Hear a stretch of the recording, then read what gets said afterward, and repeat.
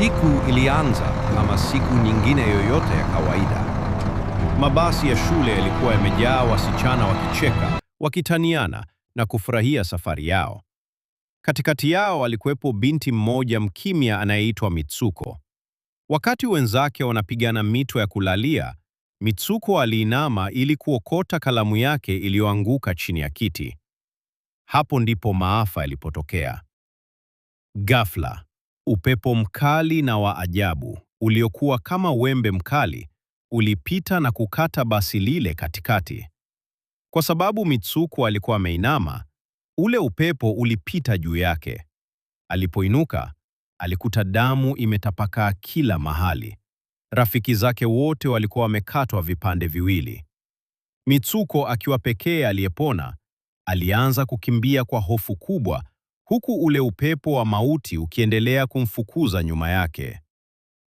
Mtego wa shule. Baada ya kukimbia kwa muda mrefu, Mitsuko alijikuta kwenye lango la shule nyingine. Ajabu ni kwamba marafiki zake aliowaona wamekufa walikuwa hapo, wazima wa afya. Walimcheka na kumwambia, "Mitsuko, mbona una hofu? Si tulikuwa wote hapa?"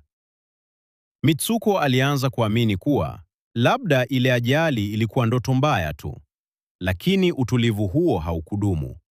Walipoingia darasani, walimu wao walichukua bunduki na kuanza kuwafyatulia risasi wanafunzi wote bila huruma. Mitsuko alilazimika kukimbia tena, akivuka miili ya marafiki zake, huku akijiuliza, kwa nini dunia inataka nife? Mabadiliko ya ajabu.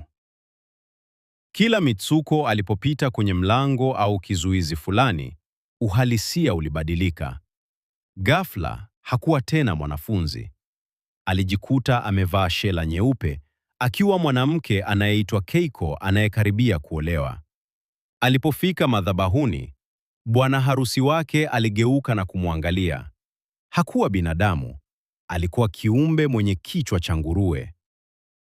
Baada ya mapambano makali ya kujiokoa, alijikuta tena kwenye mwili wa mwanariadha anayeitwa Izumi, akikimbia marathon huku watu wakimshangilia, bila kujua kuwa nyuma yake kuna viumbe wanataka kumuua.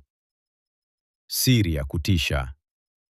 Mwishowe, Mitsuko, ambaye sasa alikuwa amechoka na kuvunjika moyo, aligundua ukweli mchungu. Hakuwa kwenye ulimwengu wa kweli. Alikuwa ndani ya video game ya kisasa. Huko kwenye ulimwengu wa kweli, miaka mingi ijayo, kuna mzee mmoja aliyekuwa anampenda Mitsuko tangu akiwa shule. Baada ya Mitsuko wa kweli kufa, mzee huyo alitumia DNA yake kutengeneza mchezo wa kompyuta ambapo Mitsuko anazaliwa, anateswa na kuuawa kila siku kwa ajili ya mzee huyo kujifurahisha. Uamuzi wa mwisho. Rafiki yake wa dhati ndani ya mchezo huo, Aki, alimnong'oneza, ili ushinde mchezo huu, lazima ufanye kitu ambacho mzee huyo hajapanga, unexpected. Badala ya kukubali kuendelea kuuawa na kufufuliwa kwenye mchezo huo, Mitsuko aliamua kuchukua hatua ya mwisho ya kishujaa. Aliamua kujiua ndani ya mchezo huo kwa namna ambayo iliharibu mfumo mzima wa kompyuta, coding, na hivyo mchezo ukazimika na mzee yule akapoteza kila kitu. Mitsuko alipata uhuru wake, si kwa kuishi, bali kwa kukataa kuwa toi la mchezo wa mtu mwingine. Nini kimekufurahisha zaidi kwenye hii story? Je, ungependa simulizi nyingine ya movie ya kutisha? Dio Median.